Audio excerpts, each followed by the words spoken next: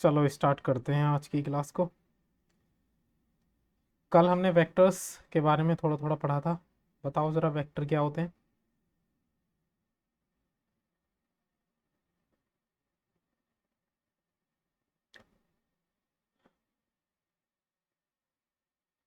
Vectors कैसी quantity होती हैं? ऐसी क्वांटिटी जिनके पास मैग्नीट्यूड और डायरेक्शन दोनों हो। हमने कुछ वेक्टर्स के टाइप पढ़े थे। यहाँ तक समझ में आया था? बताओ।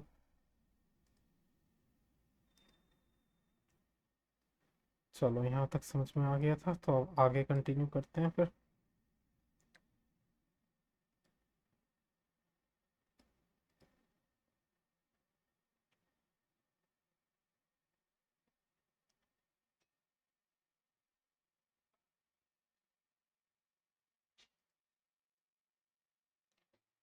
तो आगे पढ़ते हैं पोजीशन या फिर डिस्प्लेसमेंट वेक्टर।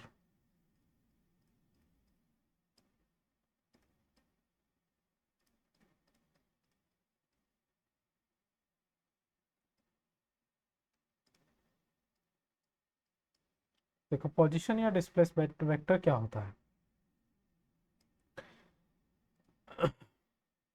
देखो, मान लो अगर हमने एक वेक्टर कंसीडर करा एक्स वाई प्लेन में।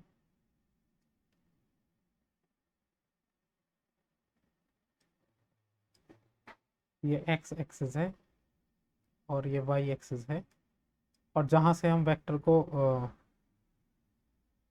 क्या बोलते हैं, एक रेफरेंस पॉइंट होता है जिसको हम क्या बोलते हैं, जीरो ओ, है ना। और यहाँ पे हमने एक वेक्टर कंसीडर करा जिसको हमने नाम दिया आर वेक्टर। ये एक वेक्टर है आर वेक्टर, जिसकी जो पोजीशन है वो मान लो एक्स कोऑर्डिनेट पर एक्स है, एक्स आई कैप प्लस वाई जे कैप। समझ में आया? इसका हमने नाम ले दिया ए। तो इस वेक्टर को हम कैसे रिप्रेजेंट करेंगे? ओ ए, है ना। ओ से ए की तरफ है ये, ओरिजिन से ए की तरफ है ओ ए। और ये कितना है, एक्स आई कैप प्लस वाई जे कैप। या फिर इस वेक्टर का एक दूसरा नाम भी हमने रख रखा है क्या, आर। तो हम इसको ऐसे भी बोल सकते हैं, एक्स आई के प्लस वाई जे कैप। चलो अगर हमें इस वेक्टर का मैग्नीट्यूड निकालना हो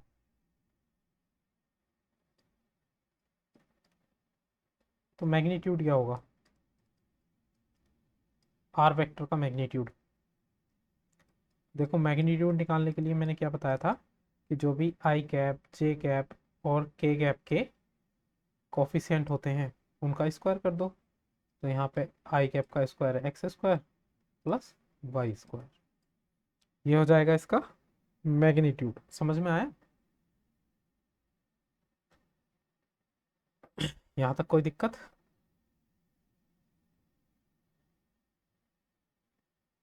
चलो आगे पढ़ते हैं डिस्प्लेसमेंट वेक्टर क्या होता है। देखो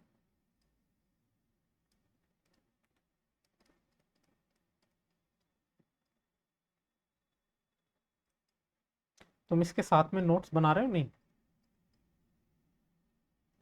जो जो मैं लिखवा रहा हूँ उसको लिखते चलना, ध्यान रखना।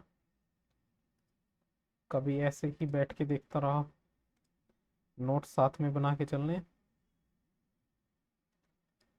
देखो ये हमने एक एक्स वाई प्लेन ले लिया,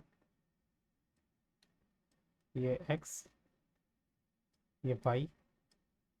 और यहाँ से हमने दो वेक्टर कंसीडर करें। ये ओ है ओरिजिन, यहाँ से हमने एक वेक्टर तो वेक्टर ए, जिसको हम आर वन वेक्टर बोल सकते हैं, ये वेक्टर ए है। और इसके जो पॉइंट्स हैं मान लो एक्स वन वाई वन है ना। और एक दूसरा वेक्टर है वेक्टर बी, जिसको हमने आर टू बोल दिया। ये है वेक्टर बी, इसके जो पॉइंट्स हैं वो है X two comma Y two. यहाँ तक समझ में आया?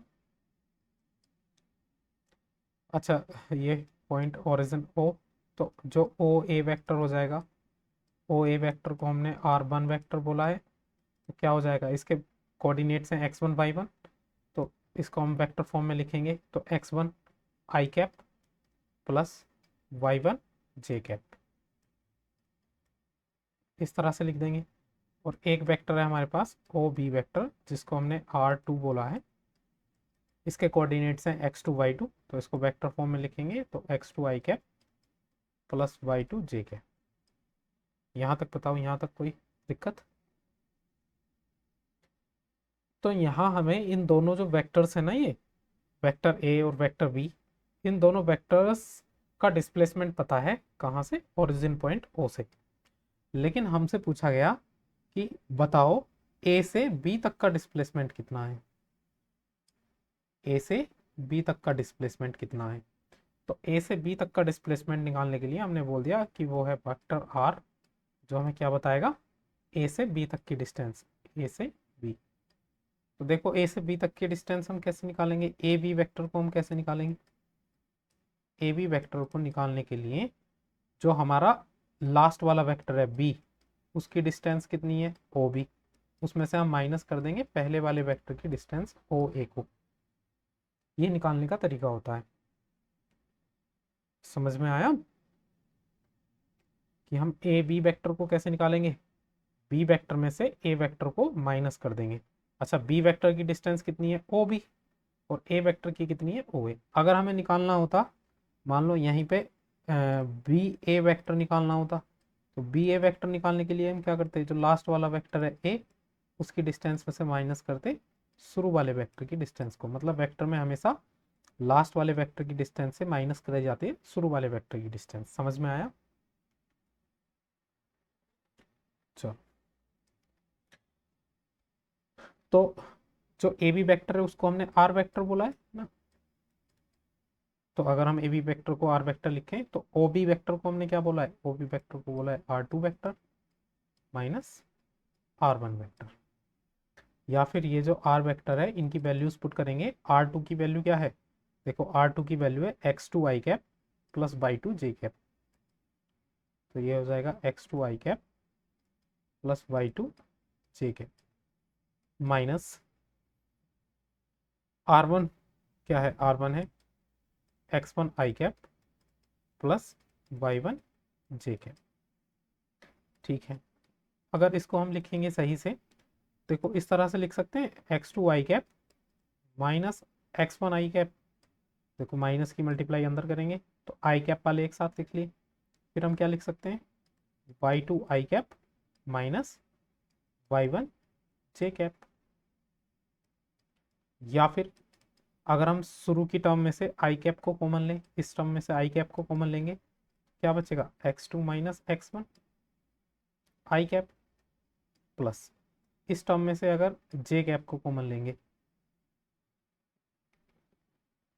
जे कैप को कॉमन लेंगे तो क्या बचेगा, y2 माइनस y1 जे कैप। तो ये आया हमारा डिस्प्लेसमेंट वेक्टर। यहां तक समझ में आया? ये बताओ, यहां तक कोई डाउट हो तो बताओ मुझे।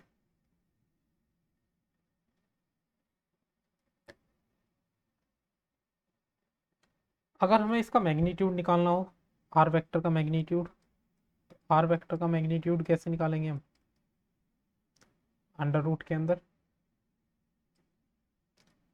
जो आई का कोफिशिएंट है, आई का कोफिशिएंट क्या है, x2 माइनस x1 का स्क्वायर प्लस जे का कोफिशिएंट क्या है, y2 माइनस y1 का स्क्वायर।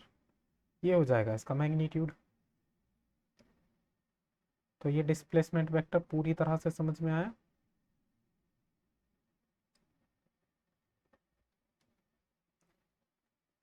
मेरी आवाज वगैरह आ रही है नहीं, और समझ में भी आ रहा है या नहीं,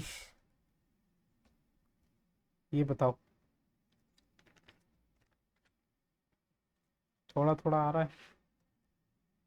देखो अभी तक हमने केवल इतनी बात करी, अगर कोई भी दो वेक्टर हैं, सही है, एक वेक्टर ए है और एक वेक्टर बी है, तो अगर हमें इन दोनों के बीच की डिस्टेंस निकालनी हो तो हम इन दोनों के बीच की डिस्टेंस को किस तरह से निकालेंगे?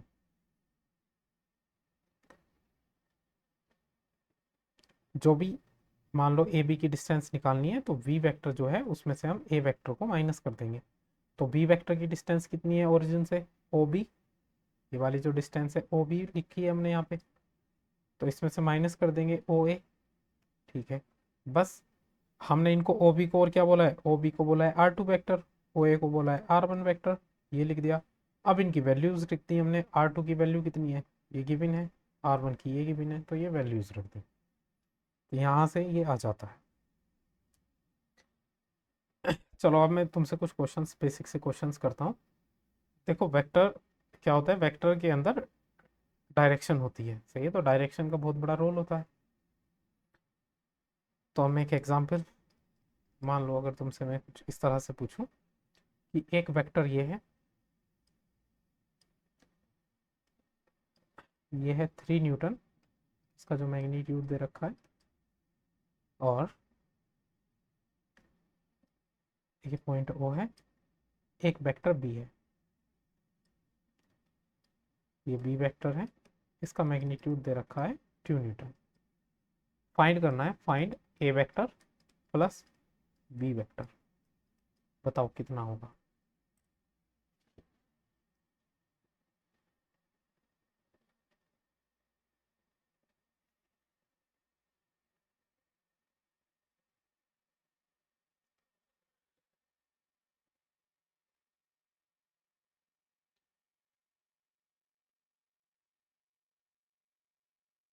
बताओ मुझे इसका आंसर कितना आएगा?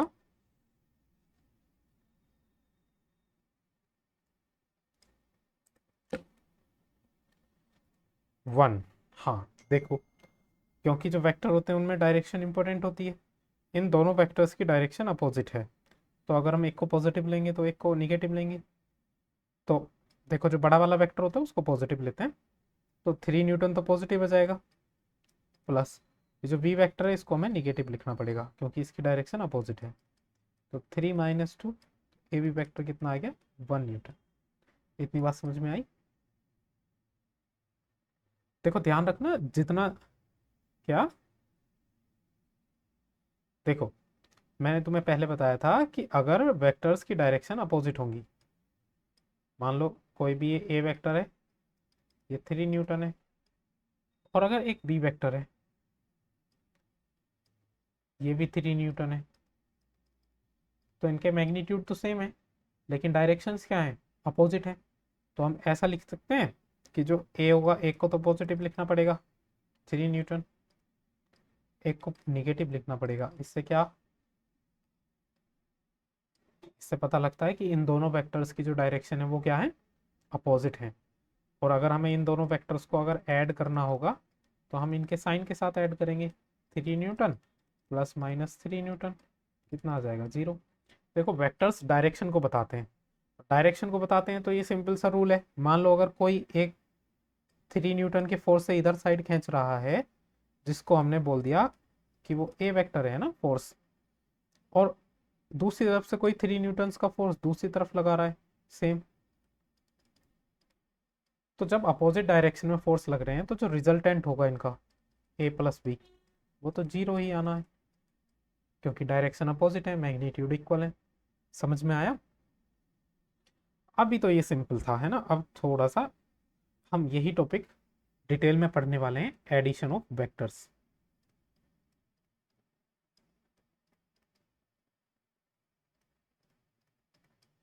वेक्टर्स का हम एडिशन कैसे करते हैं, सही है। और सबसे पहले हम पढ़ेंगे triangle law of vector addition, most important, triangle law of vector addition.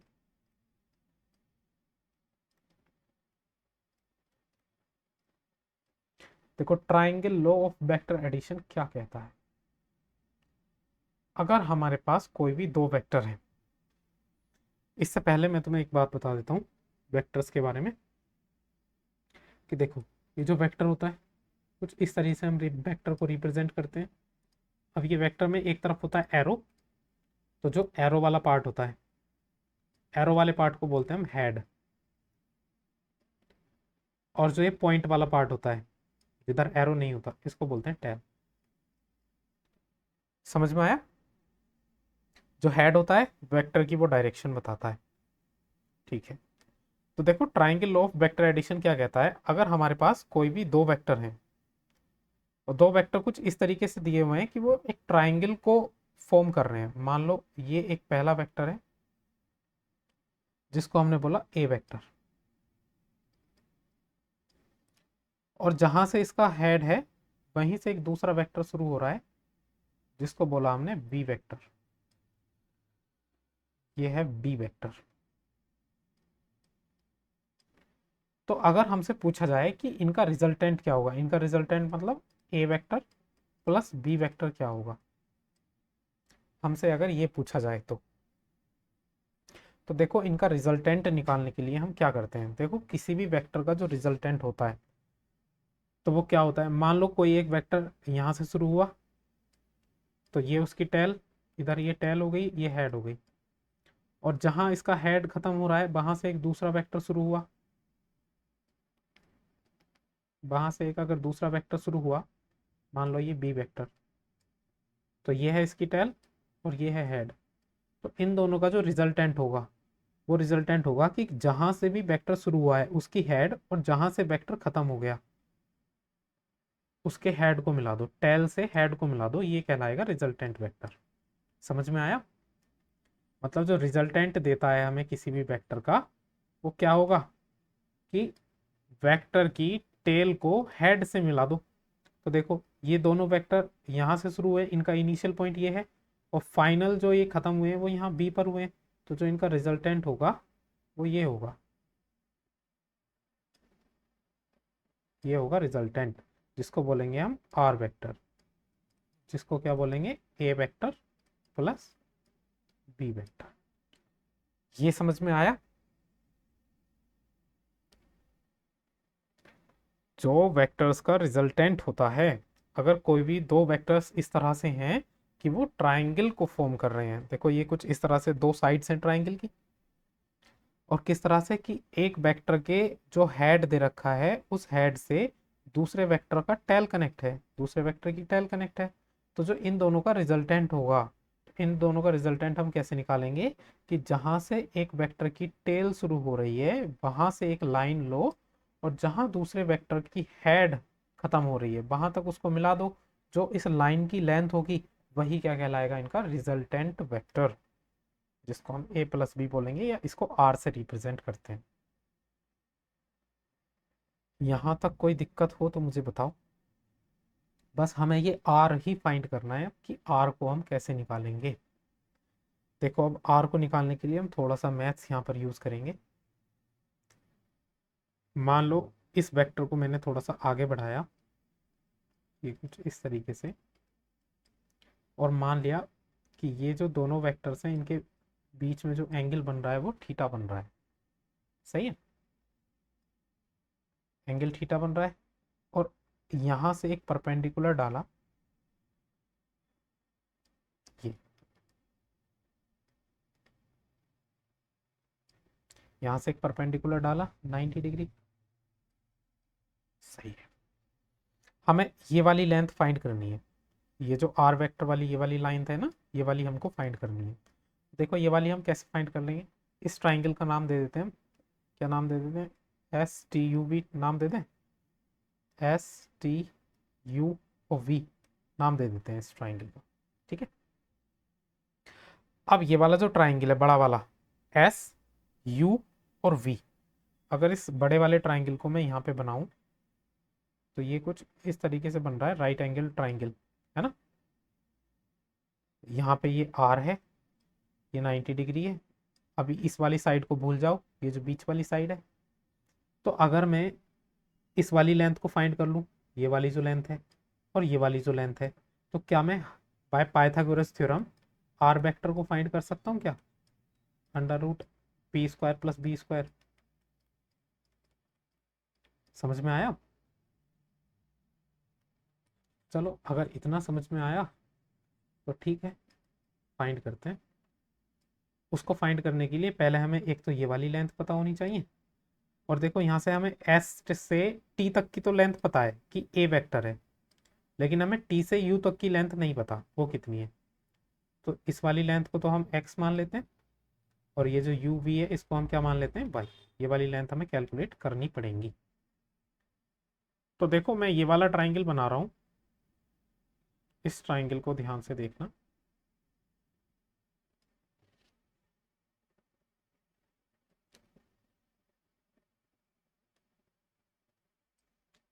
ये वाला ट्राइंगल बनाया मैंने वी टी और यू, ये वाला जो छोटा वाला ट्राइंगल है ना, ये वाला, केवल ये वाला ट्राइंगल बनाया मैंने वी टी यू। इस ट्राइंगल में देखना है तुम्हें,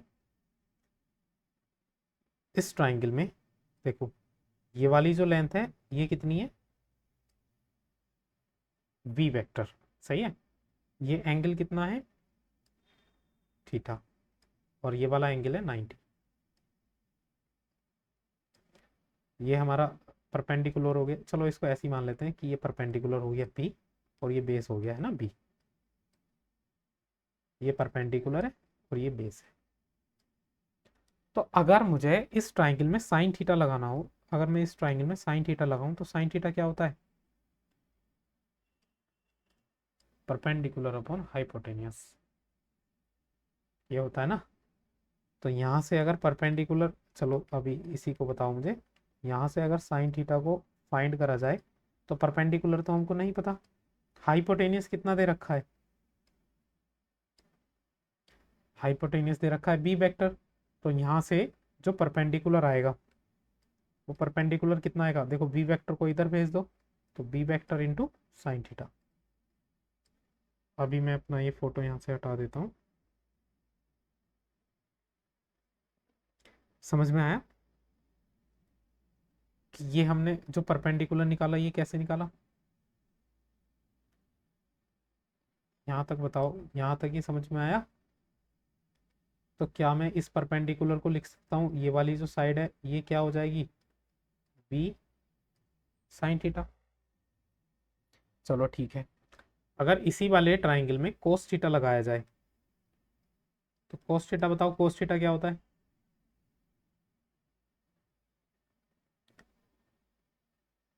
कोस थीटा होता है बेस अपॉन हाइपोटेनियस।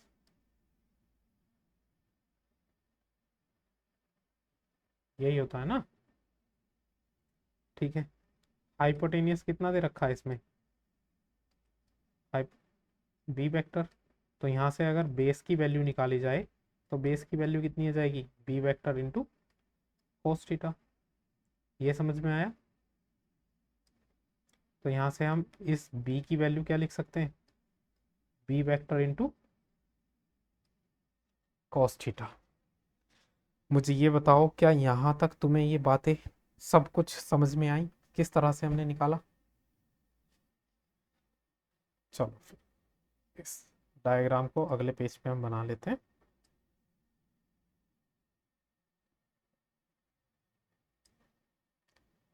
ये एक A vector,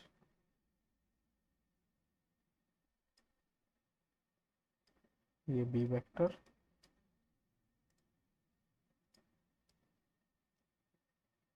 resultant vector are.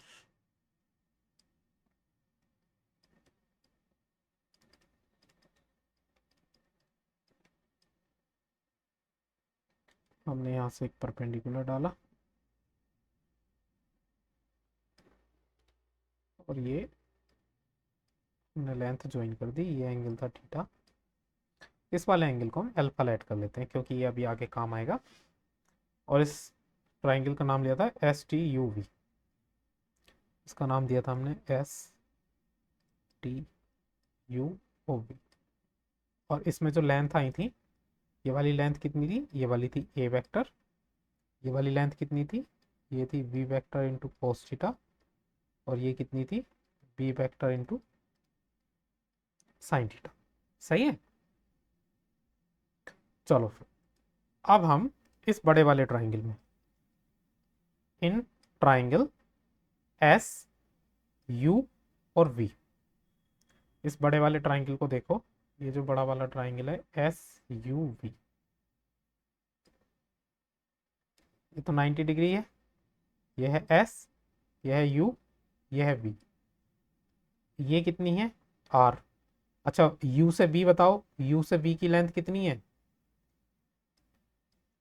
B sine theta. अच्छा एस से वी की लेंथ बताओ, देखो एस से वी, सॉरी एस से यू की जब लेंथ बताओगे तो देखो एस से टी तक की तो है कितनी, ए वेक्टर, प्लस टी से यू तक की कितनी है, तो ये पूरी लेंथ आ गई A vector plus B vector cos theta. अरे समझ में आया। तो इस ट्राइंगल में हम क्या करेंगे, using Pythagoras theorem. Pythagoras theorem का यूज करेंगे।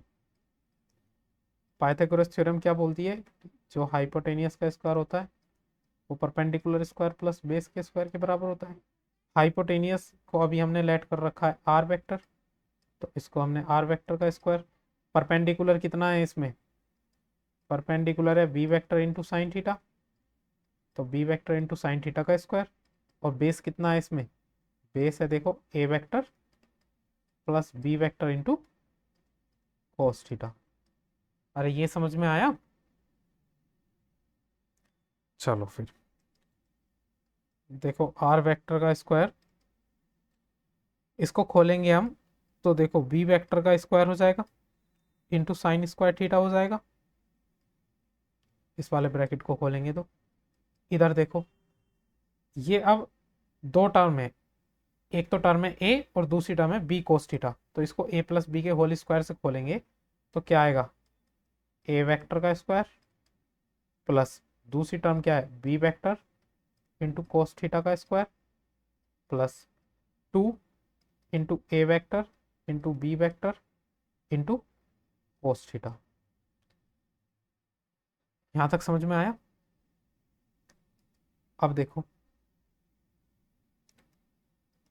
आर वेक्टर का स्क्वायर ये हो जाएगा बी वेक्टर का square into sine square theta plus A vector का स्क्वायर प्लस बी वेक्टर का square into cos square theta plus 2 A vector into B vector into cos theta. अब देखो ध्यान रखना किसी भी अगर हम वेक्टर का स्क्वायर करते हैं तो उसको फिर हम ऐसे ही वेक्टर का साइन हटा देते हैं, आर स्क्वायर लिख सकते हैं, सही है, वेक्टर का साइन हटा सकते हैं हम। ओके चलो आगे ये टर्म देखो, इधर क्या चल रहा था आर वेक्टर का स्क्वायर, तो उसको आर स्क्वायर लिख सकते हैं। और क्या चल रहा था देखो B square sine square theta, ये लिख लेते हैं B square sine square theta plus आगे क्या है A square plus B square cos square theta, आगे है A square plus B square cos square theta, आगे क्या है plus 2ab cos theta, plus 2ab cos theta. अब देखो ये दो टर्म है, एक तो B square sine square theta और दूसरी टर्म है B square cos square theta. इन दोनों टर्म को एक साथ लिखते हैं, आर स्क्वायर क्या हो जाएगा देखो ए स्क्वायर तो पहले लिख दिया हमने, फिर लिखा हमने B square sine square theta plus B square cos square theta plus 2ab cos theta, ये अलग चल रहा है। इसमें से कुछ कॉमन ले सकते हैं क्या हम, देखो इन दो टर्म में से हम बी स्क्वायर को कॉमन ले सकते हैं, बी स्क्वायर को कॉमन लेंगे क्या बचेगा हमारे पास, sine square theta plus cos square theta plus 2ab cos theta. अब इस टर्म की वैल्यू कितनी होती है 1, तो इसको तो हम 1 लिख सकते हैं, तो हमारे पास क्या बचा ए स्क्वायर प्लस बी स्क्वायर, इसकी वैल्यू 1 हो गई, क्या बचा हमारे पास 2ab कोस थीटा। या फिर जब ये स्क्वायर इधर जाएगा तो ये पूरी की पूरी टर्म किस में आ जाएगी, अंडर रूट में, under root A square plus B square plus 2ab cos theta. ये आता है हमारा रिजल्टेंट वेक्टर। समझ में आया थोड़ा बहुत? इस तरीके से हम जो ये रिजल्टेंट वेक्टर है इसको ए वेक्टर प्लस बी वेक्टर, इसको हम कैसे लिखेंगे? जो आर वेक्टर है किसकी टर्म में होता है? Under root A square plus B square plus 2ab cos theta. यहां तक बताओ कोई दिक्कत है? अब देखो ये जो एंगल है ना अल्फा, ये एंगल अल्फा काम आता है डायरेक्शन को निकालने में। डायरेक्शन, अगर हमें इसमें इन दोनों वेक्टर्स की डायरेक्शन पूछी होती तो डायरेक्शन के लिए हम यूज करते हैं फॉर डायरेक्शन। डायरेक्शन के लिए हम यूज करते हैं tan अल्फा। जो tan अल्फा की वैल्यू होती है वो बताती है हमको डायरेक्शन। तो देखो राइट एंगल ट्राइंगल में tan क्या होता है? tan होता है क्या? Perpendicular upon base. जरा इस वाले ट्राइंगल में, ये राइट एंगल ट्राइंगल है, ये वाला एंगल अल्फा है, अल्फा के सामने जो परपेंडिकुलर है वो कितना है? B vector sine theta. तो परपेंडिकुलर को तो हम लिख सकते हैं tan अल्फा, परपेंडिकुलर को लिख सकते हैं क्या? B vector into sine theta. Base कितना है? बेस है A vector plus B vector cos theta. तो बेस को लिख देंगे हम A vector plus B vector into cos theta.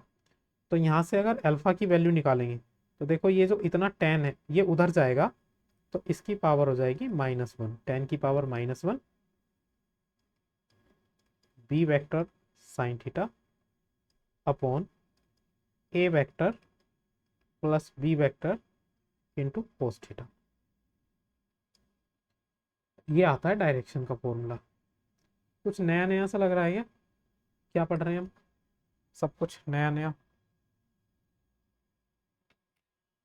बस ये यहाँ खत्म हो गया है।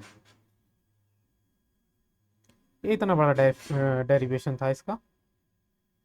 यहाँ तक कोई डाउट हो तो मुझे बताओ। देखो किस तरह ये प्रूफ भी याद रखना है इसका और फॉर्मूला भी याद रखना है। प्रूफ भी पूछा जाता है, फॉर्मूला भी। फॉर्मूले पे सीधे क्वेश्चन पूछे जाते हैं, प्रूफ होता है निकालने को। मैं देखो इसको शुरू से बताता हूँ, है ना, नया डायग्राम बना के सब कुछ, फिर तुम्हें समझ में आएगा। बहुत ईजी है अभी, क्योंकि मैं इसको, हाँ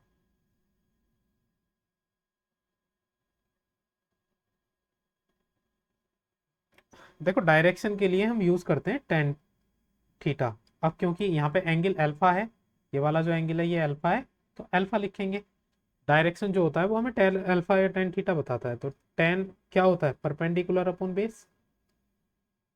तो यहाँ से अगर हम परपेंडिकुलर निकालेंगे तो परपेंडिकुलर क्या है? B sine theta.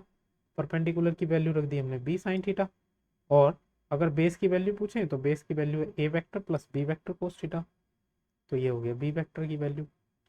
अब जब tan को इधर ले गए तो tan की पावर -1 हो जाएगी। चलो मैं इसको बहुत शॉर्ट तरीके से अब बता देता हूँ। सही है, अभी मैंने डिटेल में बताया पूरा, इसलिए तुम्हें ये लेंथी लगा। देखो मान लो ये एक वेक्टर ए था, ये वेक्टर ए, यहाँ से एक दूसरा वेक्टर स्टार्ट हो रहा है जिसको हम बोलेंगे वेक्टर बी। ये हो गया वेक्टर बी। तो जो इनका रिजल्टेंट होगा, इनका रिजल्टेंट क्या होगा? इस वेक्टर ए की टेल को वेक्टर बी के हेड से मिला दो, तो ये जो रिजल्टेंट वेक्टर होगा ये रिजल्टेंट वेक्टर आर कहलाएगा। बस हमें इस आर की वैल्यू निकालनी है। तो आर की वैल्यू हम कैसे निकालेंगे? आर की वैल्यू निकालने के लिए ए वेक्टर को थोड़ा एक्सटेंड करेंगे। मान लो ये वाला जो एंगल है थीटा है, ये गिवन होगा कि इन दोनों एंगल्स के इन दोनों वेक्टर्स के बीच में कितना एंगल है। बस एक यहाँ से परपेंडिकुलर डालो, ठीक है, ये परपेंडिकुलर डाल दिया। जब हमने यहाँ से परपेंडिकुलर डाला तो इसका नाम दे देते हैं एस टी यू। तो देखो अब ये एक ट्राइंगल जो बना, जो ट्राइंगल ये बड़ा वाला ट्राइंगल है एस वी और यू, इस बड़े वाले ट्राइंगल में हमें देखो एक तो बेस नहीं पता पूरी बेस कितनी है, तो पूरी बेस निकालेंगे क्योंकि हमें पाइथागोरस थ्योरम लगानी है। तो पाइथागोरस थ्योरम निकाल लगाने के लिए हमें ये दोनों वैल्यूज पता होनी चाहिए। तो देखो हम क्या करेंगे, दोनों वैल्यूज पता होने के लिए इस छोटे वाले ट्राइंगल को उठाएंगे पहले। ये जो छोटा वाला ट्राइंगल दिया हुआ है टी यू और बी, इसमें ये बी वेक्टर दिया हुआ है, ये 90 डिग्री दिया हुआ है, ये एंगल थीटा दिया हुआ है। तो एक बार क्या लगा देंगे, ये परपेंडिकुलर अभी लेट कर लेते हैं, ये बेस। एक बार तो लगा देंगे इसमें साइन थीटा, क्योंकि साइन थीटा होता है परपेंडिकुलर अपॉन हाइपोटेनियस। तो यहाँ से परपेंडिकुलर मिल जाएगा, क्योंकि हमें हाइपोटेनियस पता है, इस ट्राइंगल में हाइपोटेनियस है हमारा बी वेक्टर। तो यहाँ से जो परपेंडिकुलर आएगा वो कितना आएगा, B vector into sine theta. एक बार लगा देंगे इसमें हम कोस थीटा। कोस थीटा क्या होता है, कोस थीटा होता है बेस अपॉन हाइपोटेनियस। तो यहाँ से हमें बेस भी मिल जाएगा, क्योंकि हमें हाइपोटेनियस दे रखा है बी वेक्टर। तो यहाँ से जो हम बेस निकालेंगे वो आएगा B vector into cos theta. तो देखो परपेंडिकुलर भी मिल गया और हमें बेस भी मिल गया। तो क्या ये दोनों वैल्यूज हम इसमें पुट कर सकते हैं, ये जो इस वाले ट्राइंगल में ये परपेंडिकुलर की वैल्यू हम ये पुट कर सकते हैं B vector into sine theta, और इसमें ये जो बेस है इसको पुट कर सकते हैं B vector into cos theta. अब जब हम इस बड़े वाले ट्राइंगल में पाइथागोरस थ्योरम लगाएंगे, तो पाइथागोरस थ्योरम क्या होगी, हाइपोटेनियस का स्क्वायर, हाइपोटेनियस है आर वेक्टर का स्क्वायर इक्वल्स टू परपेंडिकुलर का स्क्वायर, परपेंडिकुलर क्या है B vector into sine theta का स्क्वायर प्लस बेस का स्क्वायर। बेस कितना है, बेस है यहाँ पे A vector plus B vector into cos theta का स्क्वायर। जब हम इसको सोल्व करेंगे तो इसको सोल्व करने पे क्या आएगा, देखो इस स्क्वायर को अंदर करेंगे तो बी का स्क्वायर अलग हो जाएगा और साइन थीटा का स्क्वायर साइन स्क्वायर थीटा अलग हो जाएगा। अच्छा इसको ये दो टर्म है इसमें, एक तो ए वेक्टर और ये बी कोस थीटा, तो इनको ए प्लस बी के होल स्क्वायर से खोलेंगे तो क्या हो जाएगा ए स्क्वायर प्लस बी स्क्वायर की जगह क्या आएगा, ये बी कोस थीटा का स्क्वायर, क्योंकि पूरी टर्म है ना ये बी की जगह। तो इसको बी कोस थीटा का स्क्वायर ऐसे लिख सकते हैं, B square cos square theta plus क्या होता है 2ab, सही है, और बी के साथ में कोस थीटा है तो कोस थीटा। चलो अब क्या कर सकते हैं हम, अब देखो बी स्क्वायर वाली टर्म को एक साथ लिख सकते हैं, B square sine square theta और क्या दे रखा है B square cos square theta. बाकी क्या बची टर्म, एक बची ए स्क्वायर और एक टर्म क्या बची 2ab कोस थीटा। अब देखो जब इस वाली टर्म में से हम बी स्क्वायर को कॉमन लेंगे तो ये क्या बचेगा sine square theta plus cos square theta, और फिर क्या बचेगा A square plus 2ab cos theta. देखो इस टर्म की वैल्यू तो हो गई 1 sine square theta plus cos square theta की, तो आर जो आया वो क्या आया B square plus A square plus 2ab into cos theta, ये आया। अच्छा इसको अगर सही करके लिखना हो या आर स्क्वायर को उधर पहुंचाना हो, स्क्वायर को उधर पहुंचाएंगे तो ये सारी टर्म अंडर रूट में लिखी जाएंगी, अंडर रूट में इस तरह से लिखी जाएंगी, पहले ए स्क्वायर लिख दो फिर बी स्क्वायर फिर क्या बचा 2ab cos थीटा। ये है इतना डेरिवेशन। अगर हमें इसमें निकालना होगा क्या डायरेक्शन, डायरेक्शन निकालने के लिए हम क्या करेंगे, डायरेक्शन निकालने के लिए हम यूज करते हैं टेन का, टेन अल्फा जो रिजल्टेंट है ये वाला एंगल है टेन अल्फा। टेन अल्फा क्या होता है, टेन होता है परपेंडिकुलर अपॉन बेस। तो यहाँ से टेन अल्फा निकालेंगे तो परपेंडिकुलर की वैल्यू देखो कितनी दे रखी है, परपेंडिकुलर की वैल्यू दे रखी है B vector sine theta upon base की वैल्यू कितनी दे रखी है, देखो A vector plus B vector cos theta. अब यहाँ अगर हम अल्फा अल्फा छोड़ें तो बाकी जो टेन जाएगा, टेन डिवाइड में जाएगा, ऊपर लिखेंगे तो उसकी पावर -1 हो जाएगी। तो B vector sine theta upon A vector plus B vector into cos theta, ये है तुम्हारा पूरा डेरिवेशन। थोड़ा थोड़ा समझ में आया अब,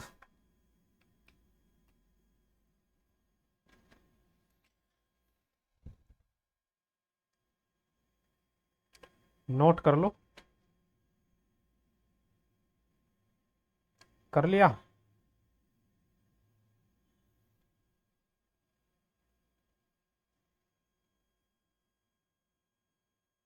क्या?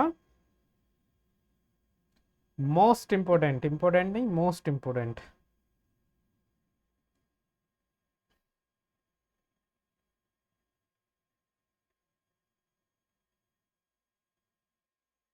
इसके जैसे अभी एक और है इसके जैसा, वो होगा parallelogram law of vector addition.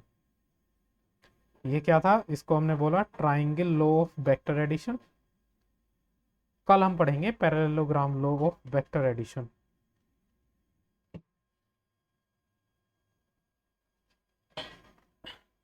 बैठो बैठो, एक मिनट बैठो।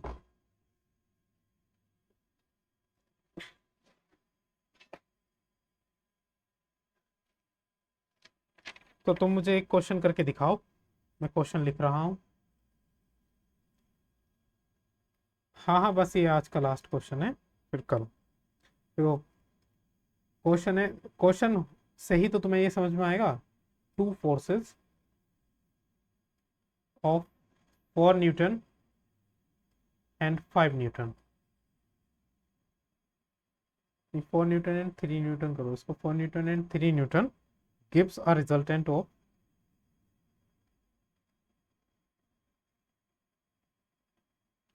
gives a resultant of 1 Newton.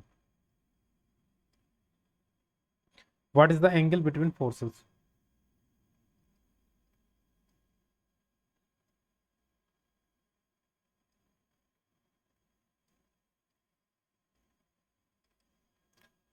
ये क्वेश्चन है, इसको करो जरा सोल्व। देखो, दो फोर्स दिए हैं, एक 4 न्यूटन का, मान लो ये फोर्स 4 न्यूटन का इधर लग रहा है, और एक 3 न्यूटन का ये लग रहा है। ये है 3 न्यूटन, ये ए की वैल्यू, ये बी की वैल्यू, और जो इनका रिजल्टेंट है, रिजल्टेंट हमने बोला आर। जो रिजल्टेंट दे रखा है वो दे रखा है 1 न्यूटन। तो इनके बीच में ये जो एंगल है ना, थीटा, ये एंगल बताना है कितना एंगल है। हमने फॉर्मूला पढ़ा हुआ है कि जो रिजल्टेंट होता है वो क्या होता है, under root A square plus B square plus 2ab cos theta. इसमें हमें देखो आर की वैल्यू पता है, ए की पता है, बी की पता है, कोस थीटा की वैल्यू बतानी है ना, उसमें थीटा की वैल्यू निकल जाएगी। वैल्यूज पुट करोगे, देखो अंडर रूट इधर आ जाएगा, तो 1 का स्क्वायर लिख सकते हैं उसको। ए की वैल्यू दे रखी है 4, तो 4 का स्क्वायर, बी की वैल्यू दे रखी है 3, 3 का स्क्वायर प्लस 2 इंटू ए की वैल्यू 4, बी की वैल्यू 3 इंटू कोस थीटा। समझ में आया?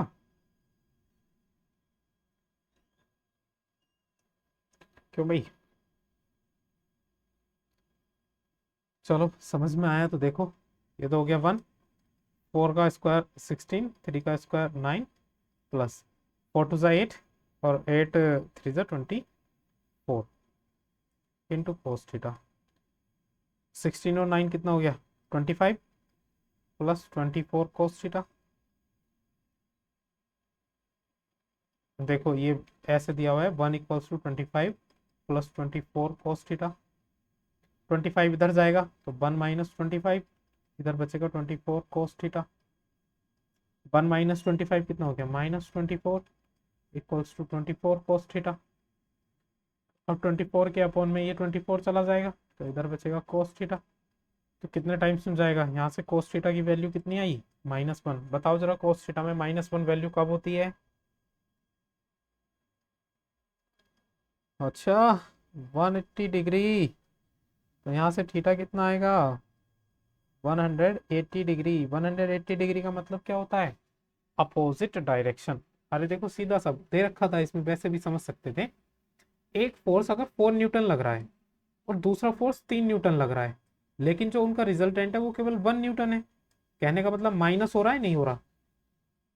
माइनस हो रहा है तो मतलब जरूर अपोजिट डायरेक्शन में लग रहे होंगे। मान लो 4 न्यूटन का फोर्स ये लग रहा है और 3 न्यूटन का ये लग रहा है इधर, तभी तो इनका रिजल्टेंट 1 न्यूटन का आ रहा है, तभी तो एंगल 180 आ रहा है। इन दोनों में एंगल कितना है? अपोजिट है, एंगल 180 है।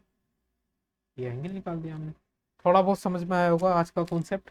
इसको क्लास को दोबारा से देखना, रिवाइज करना, क्योंकि कल हम इसी पे बेस्ड एक दूसरा लॉ करेंगे जिसको बोलते हैं parallelogram law of vector addition. आज के लिए क्लास को इतना ही रखते हैं।